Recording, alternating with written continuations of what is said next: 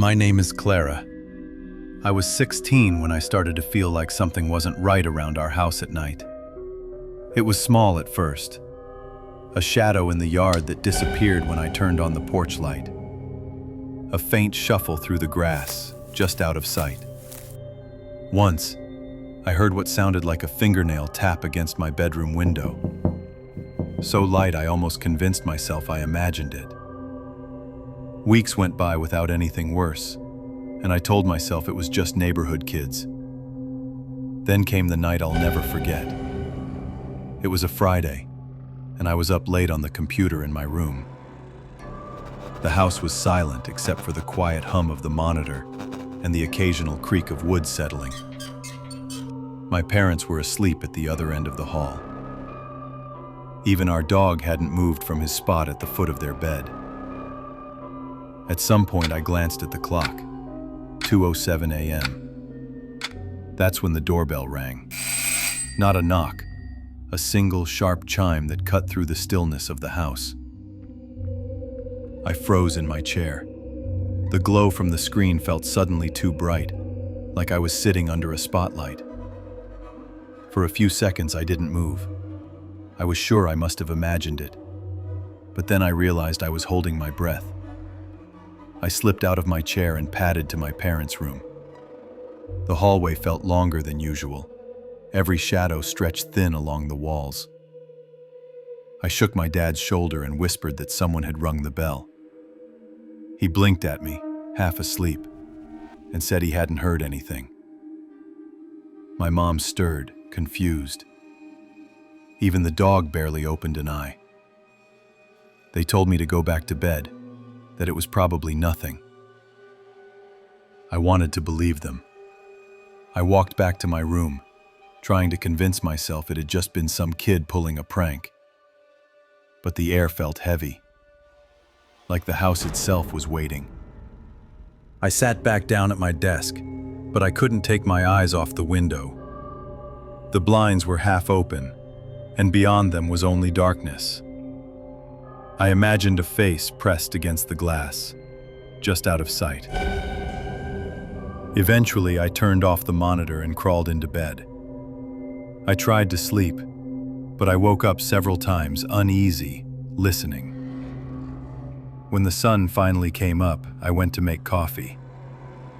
My dad was already outside, staring at the ground beneath my window. He motioned me over. Right below the spot where I'd sat all night was a pile of cigarette butts. At least a dozen. Fresh, still faintly smelling of smoke. Whoever had been there had stood long enough to burn through an entire pack, just a few feet from where I was sitting. Maybe watching, or maybe just waiting.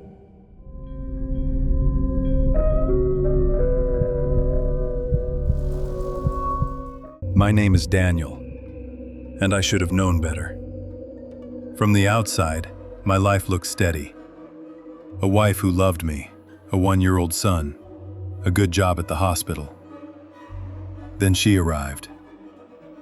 A new nurse, working there only for a few months. At first, it seemed harmless.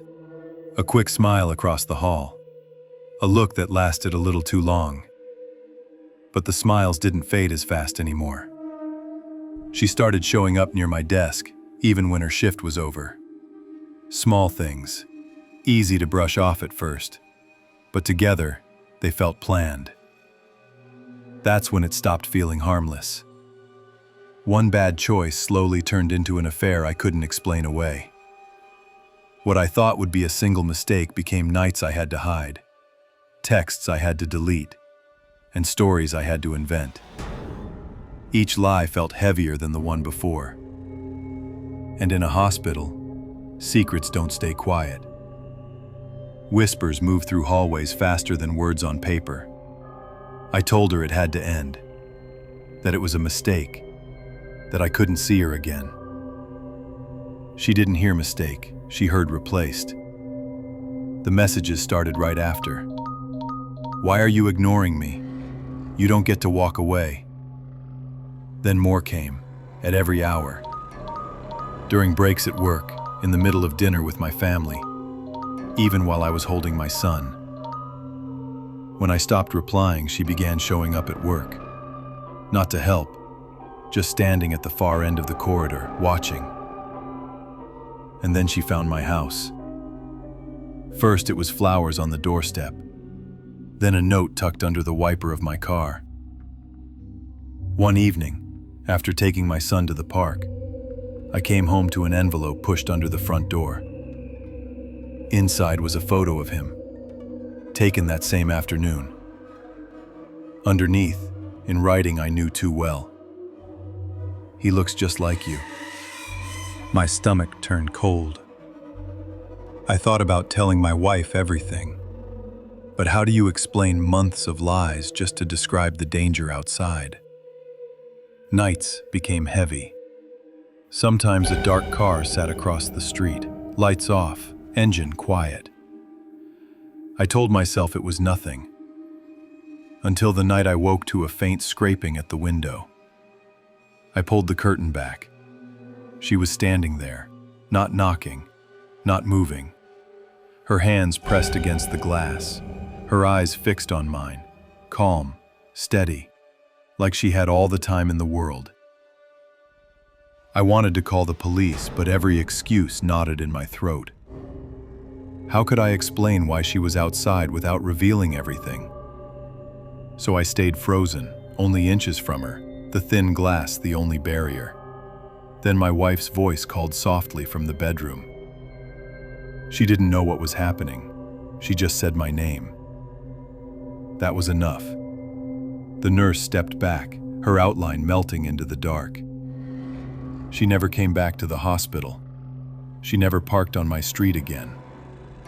But sometimes, when I leave work late and the parking lot is almost empty, I still feel it.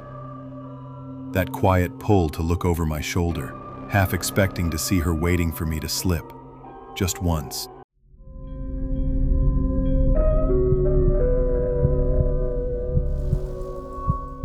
My name is Mark. I moved into my apartment 9 months ago.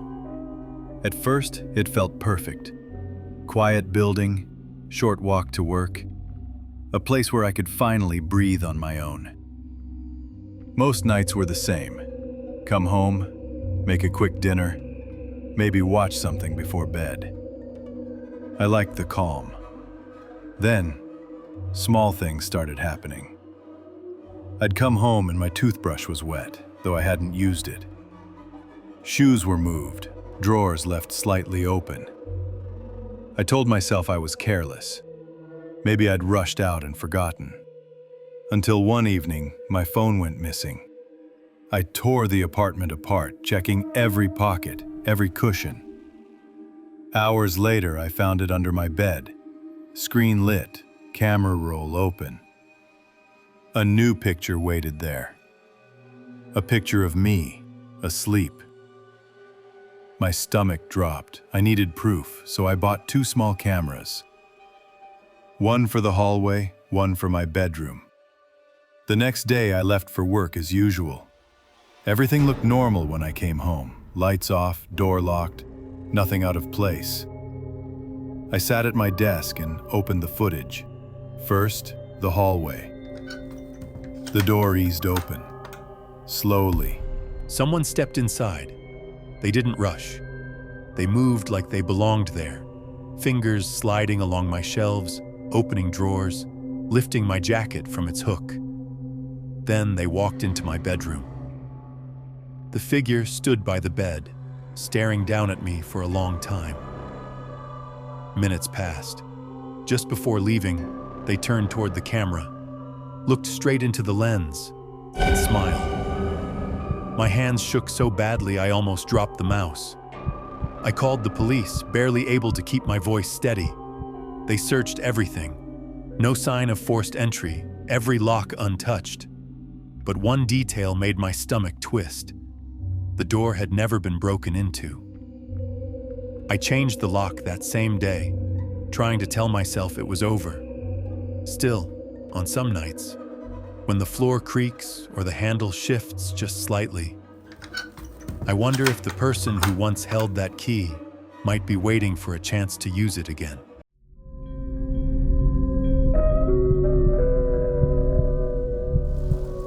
My name is Jenny. Even now, I get a knot in my stomach when I think about this. Back then, I took the same late bus home every night after work.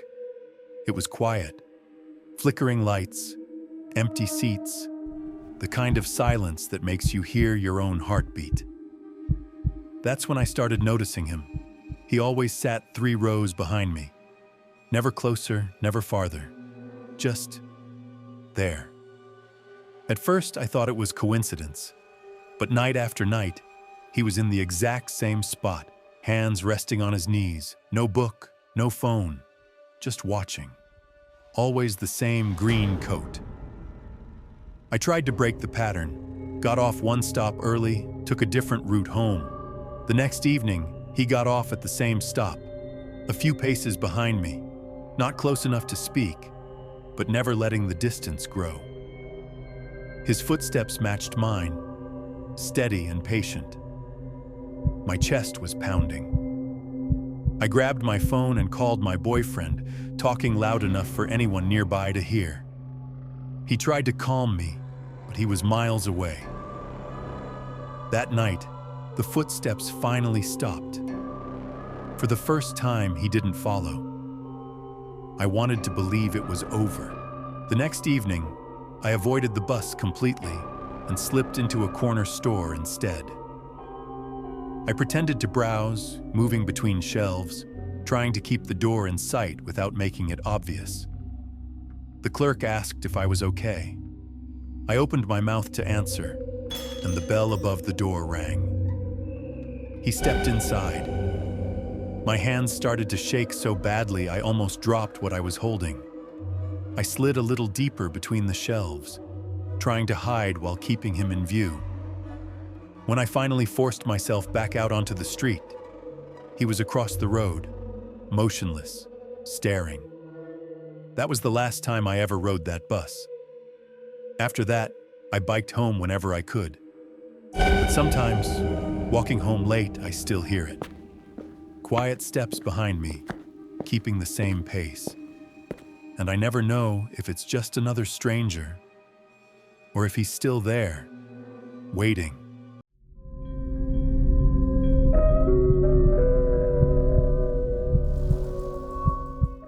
My name is Emily. When I was younger, my parents hired a babysitter for my little brother and me. She was young, friendly, and my brother clung to her more than to anyone else. At first, my parents thought it was sweet, until one night my mom passed by the nursery and heard her whispering to him, "Say it. Call me Mom." The next morning, they let her go. We thought that was the end. A week later, the nursery school called. She'd been showing up every afternoon, just standing at the fence with her hands gripping the metal, staring in at my brother while he played. My mom went to pick him up early one day and saw her there. She called her name. The babysitter didn't answer. She didn't even move. She just turned and walked away. For a while, we tried to believe it was over. But then one afternoon, on my way home from school, she stepped out from behind a tree. She smiled, but her eyes didn't. Her voice was calm, too calm, as she asked, "Emily, are your parents home? Do you still live at the same place?" I froze. Then I ran. That night, I couldn't sleep. Every sound in the house made me wonder if she was outside. Not long after, my dad saw a car idling across the street. The headlights were off. The engine barely hummed. Under the street lamp, her silhouette was clear. She sat perfectly still in the driver's seat, facing our house. Then, slowly, she raised her hand and waved. For weeks after that, we kept the curtains drawn and lights low in the evenings, hoping she'd lose interest. But she never disappeared completely. Then came Sundays. She started appearing on a bench outside the church across the street from our house. Always the same spot, always facing our windows. One Sunday, as we pulled into the driveway, she lifted something from her lap, a baby's bottle. She held it up, turned her head, and smiled straight at us. That's when we went to the police, but they told us the same thing. No threats, no violence, nothing they could act on. Just watching. After that, every shadow outside, every creak at night, made us think she was back. And then, suddenly, she was gone. Weeks passed, then months. No more car, no more store, no more Sundays. We told ourselves it was finally over. But even now, years later, I still check parked cars before I pass them. I still scan faces in crowds, because every so often, I swear I see her. And the thought I can't escape is this: maybe she never stopped. Maybe she just learned how to watch without being seen.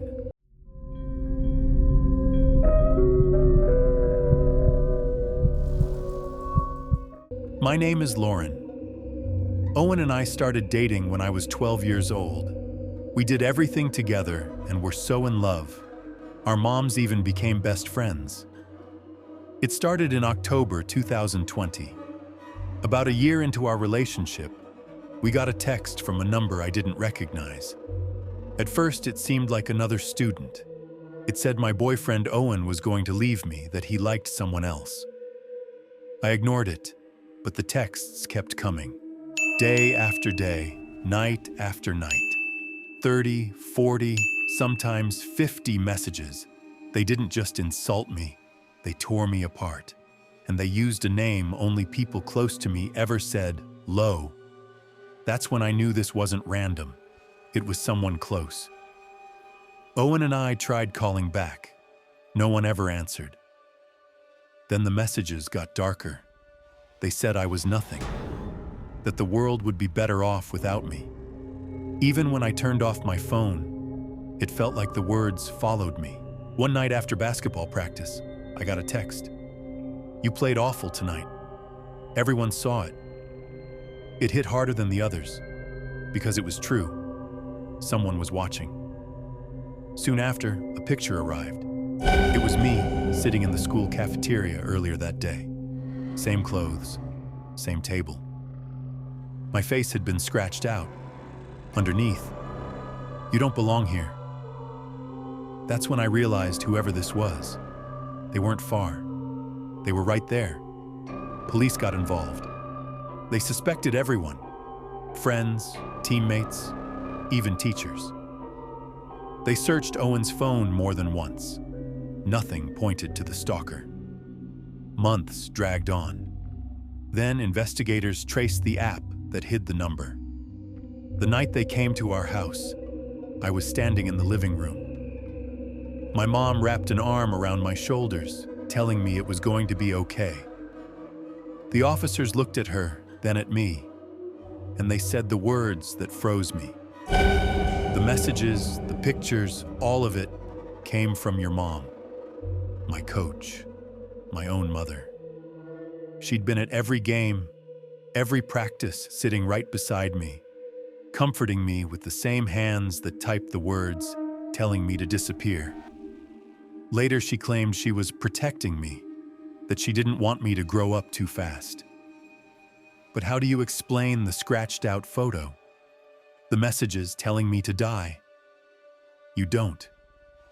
And the thought that still keeps me awake is this: if your own mother can do something like that, who can you ever truly trust?